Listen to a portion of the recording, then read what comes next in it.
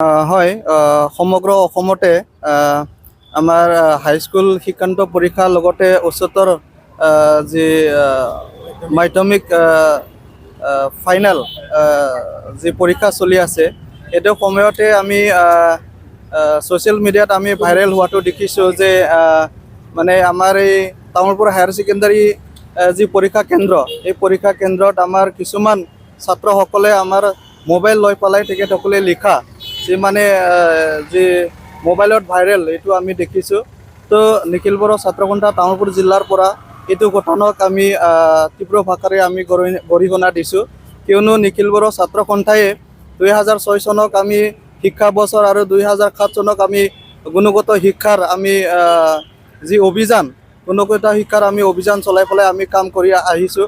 আৰু আমি সকলোৱে জানো যে আজিৰ যুগ হ'ল আমাৰ গুণগত শিক্ষাৰ যুগ, আজিৰ যুগ হ'ল আমাৰ মানে ছায়েন্স এণ্ড টেকন'লজিৰ যুগ। আৰু এই যুগত মানে এনেকুৱা মানে বেয়া যি কাৰ্য এইবিলাক মানে শোভা নাপায়। তো নিখিল বড়ো ছাত্ৰ সন্থা তামোলপুৰ জিলাই এই ঘটনাক আমি তীব্ৰ ভাষাৰে আমি গৰিহণা দিছোঁ। আৰু যিসকলে এই মানে কাৰ্যত বা এই ঘটনাক যিসকলে মানে জড়িত আছে, তেখেতসকলক তদন্ত কৰি পেলাই আইনীভাৱে ব্যৱস্থা ল'ব লাগে। আমি সকলোৱে জানো যে চৰকাৰৰ আৰু বিভাগীয় মানে কৰ্তৃপক্ষই যিখিনি মানে কঠোৰ নিৰ্দেশনা তেখেতসকলে দিছে, ইয়াৰ মাজতো মানে আমাৰ কিছুমান মানে বিষয়ববীয়াসকলৰ মানে গাফিলতিৰ কাৰণে এইটো মানে ঘটনা ঘটিছে বুলি আমি ভাবোঁ।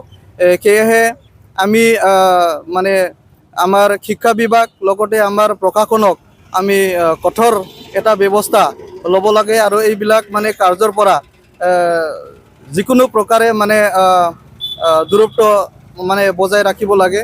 আৰু আমি দেখিছোঁ যি ছাত্ৰসকলে মানে এইবিলাক মানে লিপ্ত থাকে, বিয়া কাৰ্যত যিবিলাক মানে ছাত্ৰই লিপ্ত থাকে, সেইবিলাক মানে কোনো পঢ়াত মানে তেখেতসকলে মানে মনোযোগ নিদিয়ে। তেখেতসকলে শিক্ষাৰ প্ৰতি মানে মানে ভাল এটা মানে ইচ্ছা নাই। তো ইয়াত মানে কিছুমান আমাৰ ছাত্ৰ ছাত্ৰীসকল আছে যিসকলে মানে গুণগত শিক্ষাক মানে গুৰুত্ব সহকাৰে লৈ পেলাই নিজক মানে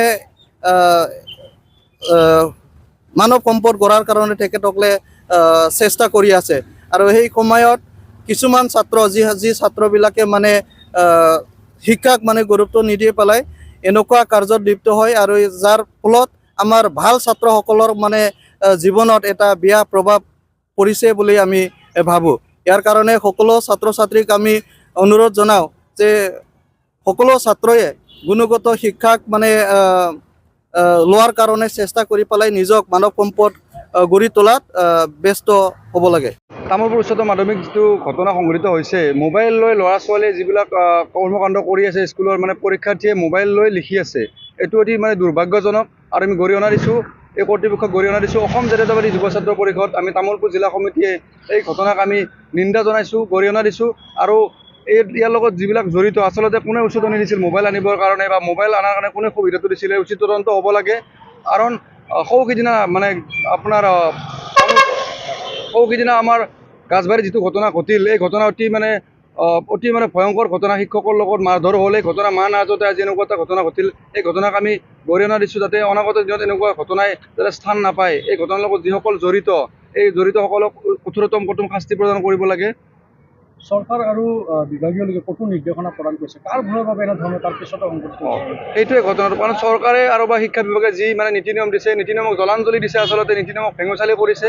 এই নীতি নিয়ম হৈয়ে আছে, কিন্তু যিখন বিদ্যালয়ত ঘটনাটো ঘটিছে, এই বিদ্যালয়খনৰ যিবিলাক মানে কৰ্তৃপক্ষ তাৰ নিৰীক্ষক সকলোকে তদন্তৰ আওতালৈ আনিব লাগে আৰু কঠোৰ শাস্তি প্ৰদান কৰিব লাগে। কাৰণ ল'ৰা ছোৱালীৰ ভৱিষ্যতক লৈ খেল খেলা বন্ধ হ'ব লাগে। কাৰণ এই যিবিলাক ল'ৰা ছোৱালী আজি পৰীক্ষাত বহিছে, এইবিলাক ল'ৰা ছোৱালীৰ দেশৰ ভৱিষ্যত, এই ভৱিষ্যতৰ লগত যাতে এনেকুৱা ভেঙুচালি বা খেলা নেখেলে, আমি তাৰ কাৰণে গৰিহণা জনাইছোঁ। আৰু আমি বিভাগীয় কৰ্তৃপক্ষক আমি এই ক্ষেত্ৰত তদন্ত কৰাৰ কাৰণে দাবী জনাইছোঁ।